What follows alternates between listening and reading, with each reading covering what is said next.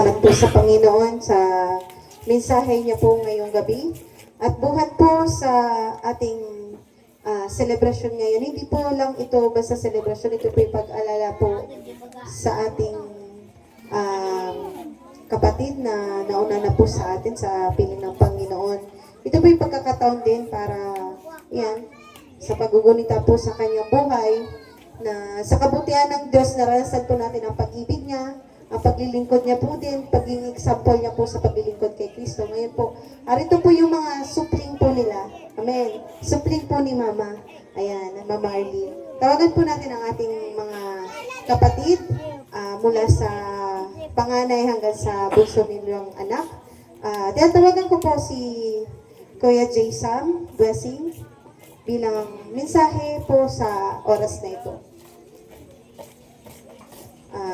Tawagan ko po, Kuya Jason.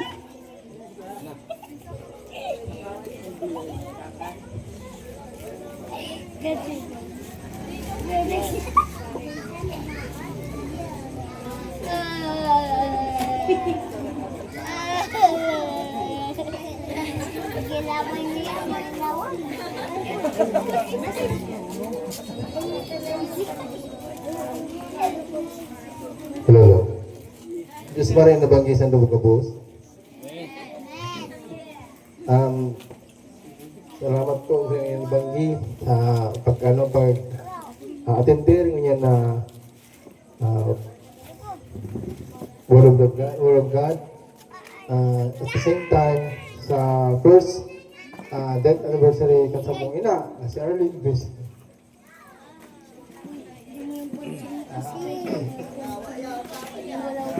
Mother, kung nasa ko yung mother, salamat. Salamat sa gabos. Sa magbantay sa muya, magtulungan sa kay Papa. Looking forward kami sa mga maaragpan taon na mayo kasabay na may ka na sa muya sa piling me. Pero sa imong minalap na katuktuan sa mga magturugan nasa puso ko. Sa mga nakakabisto kay Mama, salamat. Dadawa dahil na si Mother, nagigiramduman nindo ang sayang lagi ni Bukang nabubuhay siya. Salamat po ulit sa pag-attender, ngunyan na banggi. Liko na nawigon. Salamat po ulit. Hindi ka na tumulo yung luha eh. Kunti na lang sana eh. Pero po rin po ang Diyos sa buhay po ni Kuya Chisam. Ayan. Isa po yan sa tinawag ng ating Diyos. Darating ang oras, fully surrender at maglilingkod din siyang tulad ni Mama Arlene. Amen. Tawagan po natin ang ating kapatid din, si Pastor Timothy J. Kaya TJ Blessing. Mapagpalang gabi po sa inyo lahat. Maraming salamat po sa pagdating po ninyo dito sa anniversary po ng kamatayan po ng aming nanay. Glory to God po. Salamat po sa Diyos at binigyan po tayo ng magandang panahon.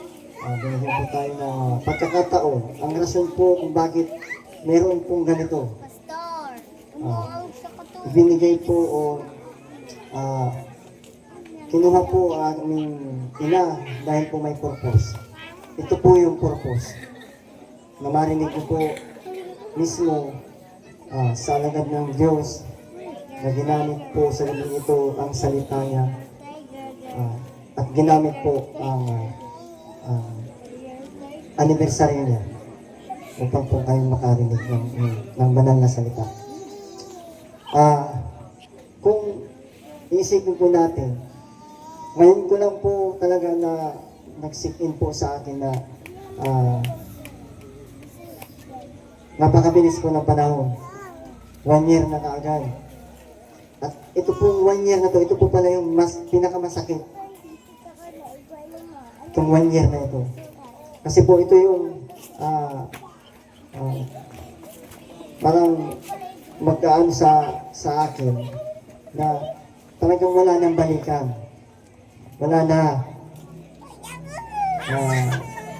Kaya po, kanina talagang ewan ko habang nag-ano ako dyan, talagang luha ko ng luha, iyak ka ng iyak. Talagang na-realize ko, sabi ko, wala na talagang balikan si mama. Pero po, may magandang dulot po yun. Meron po yung ibinigay po sa ating magandang dulot po yung itong okasyon na ito. At saka po hindi po mawawala po sa atin o sa puso po ng bawat isa ang pangalang Arlene at kung ano po ang kanyang mga nagawa po sa atin. Sabi nga po sa Kawikaan 10:10 verse 7, ang alaala ng taong matuwid ay pagpapala, ngunit ang pangalan ng masama ay mabubulok. Amen. Kaya po, naniniwala po ako na ang aking ina ay kasama po ng ating lumikha. At alam ko po, bago po siya nawala, talaga po siya ay tumanggap at ipinaglaban niya si Kristo sa kanyang pamilya. Amen. Kaya po, kami po naiwan niya, hindi po siya sa huling hininga niya, hindi niya po inisip ang kanyang sarili. Ang inisip niya po kami na magpatuloy po kung ano po ang aming nasimula na. At sa inyo pong lingkod na si Pastor Mark Siak, sa kanya po kami inihabilin na alagaan po kami. Kaya po natutuwa po sigurado sa oras na ito si Mama na nakita niya po tayo muling magkasama-sama at ang kanya pong mga kapatid. Maraming salamat po kay Uncle Eric, kay Uncle Boy, kay Uncle Linyo, kay Uncle Linggo, kay Auntie Jane, kay Auntie Girlie, kay Auntie Mercy, kung si Simon po,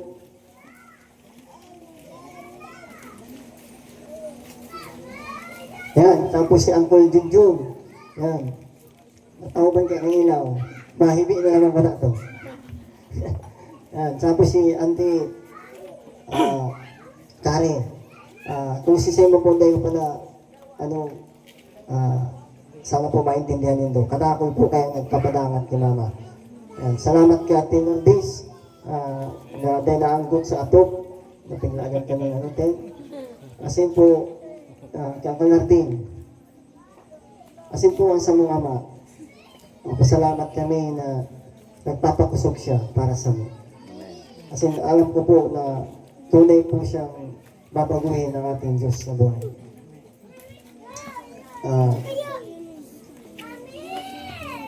Sabi nga yan, God will provide po talaga. Ginamit po ang aming kapatid na si Christian na kapag-provide po. Na binigyan po siya ng biyaya upang magkaroon po ng ganito. Mai-celebrate po ang simple. At magamit po ang pagkakataon upang marami po ang makarinig ng salita ng Diyos. Amen. Lalong-lalo na po, nagpapasalamat po ako sa UIC sa pamumuno po ng aming mahal na Pastor Mark. Maraming salamat po sa inyo na hanggang sa oras na ito talaga po pinakita po natin ninyo ang salitang united in Christ. Amen. Yan. Kaya po natutuwa po ako dahil po sa ganitong kaganapan, may nakikita po ako na hindi ordinaryong Kristiyano.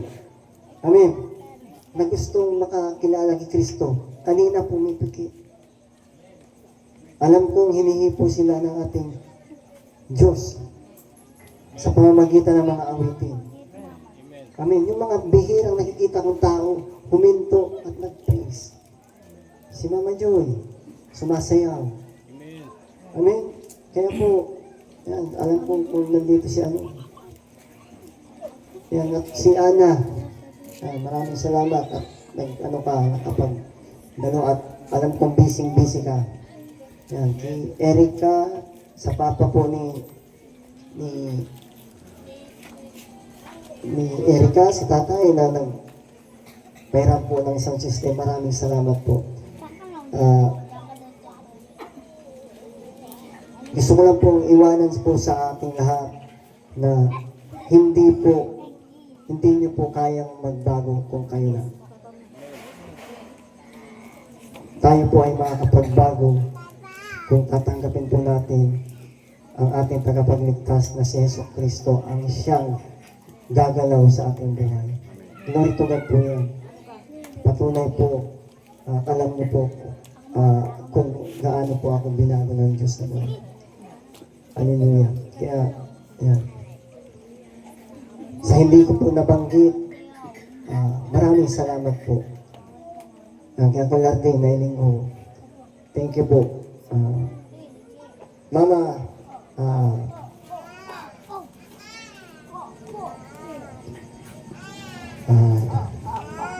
aram ko kay banan mo na dyan sa Antinisil, sa Antinaling, si tatay, si nanay.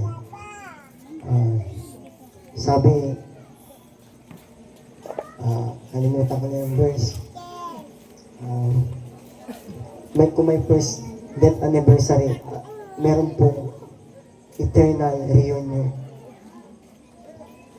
Mayroon pong tayong, kung dito sa mundo, merong reunion, meron din po tayong magkakasama-sama po tayo doon sa kaharian ng Diyos. Amen. Kaya po, buti na lang, hindi na ituloy ni Kuya ang pag-iyak niya, kundi tuloy-tuloy na yan, nawawa po yan. Glory to God po. Salamat po. Hallelujah. Sige po, tawagin po namin natin ang ating kapatid, si Brother Christian. Meron po siyang mensahe para po sa bawat isa. Amen.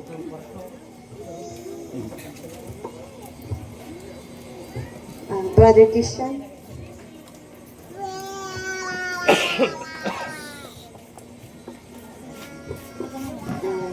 Si Sister Jaysalyn na lang. Yan. Okay. Busy po si Brother Christian kasi may piniprepare siya sa loob. Ayan, si Sis Jaysalyn na lang po. Ayan po. Any message po sa ating kapatid?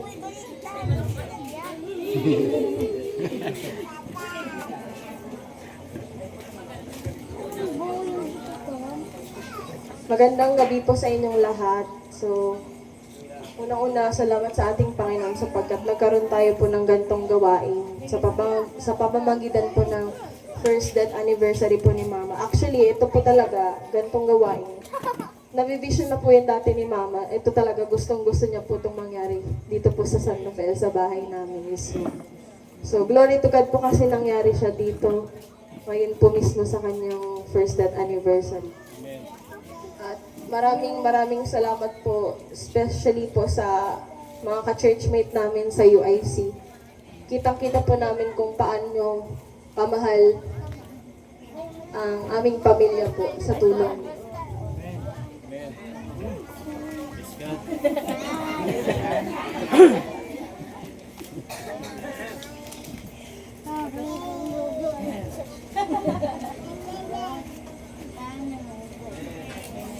Nagkaharalat kaya.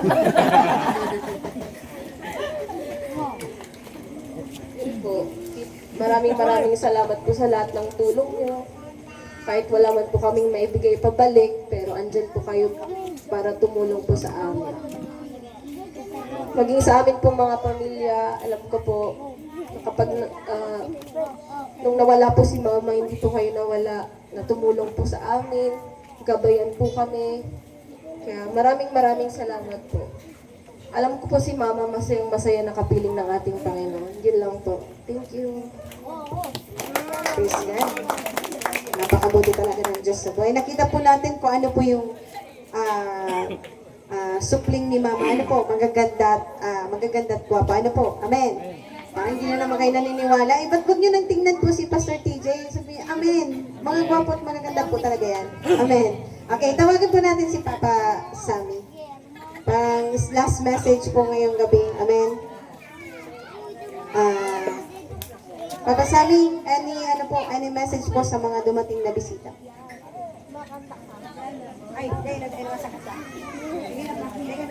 Dapat lang sa rin. Salamat po sa inyong sa nag-attend video niya, no? First anniversary ni Arlene. Diba, malupad ka nga mo. Sa gabos na ano po, mga nag-attend ka na kang ano, kang pag-worship ni God. Siguro, may mga tutarawan man na hali sa Biblia, nagtanong sa inyong puso. Salamat po sa mga pagtalaid lady, sa mga neighborhood lady na nag-attend. Salamat sa napong malayo.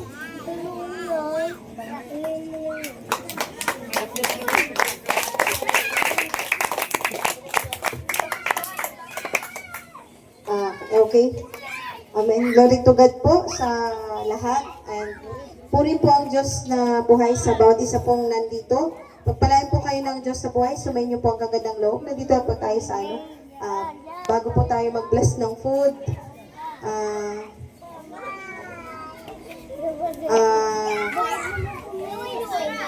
Ayun po.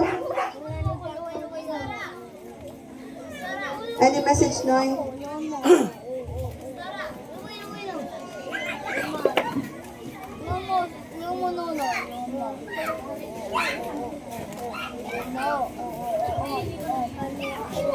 Terus ko rin naman kibo sa nagabos.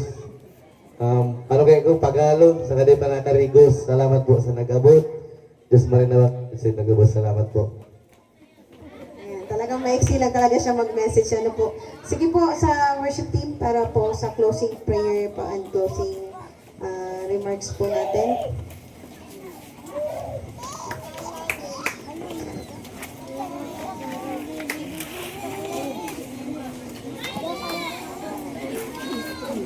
And after po, sa prayer, isabay na po natin i-bless yung food. Then, mag-prepare din po ng pagkain para ma-serve po. Sa buffet po tayo ngayon. Amen.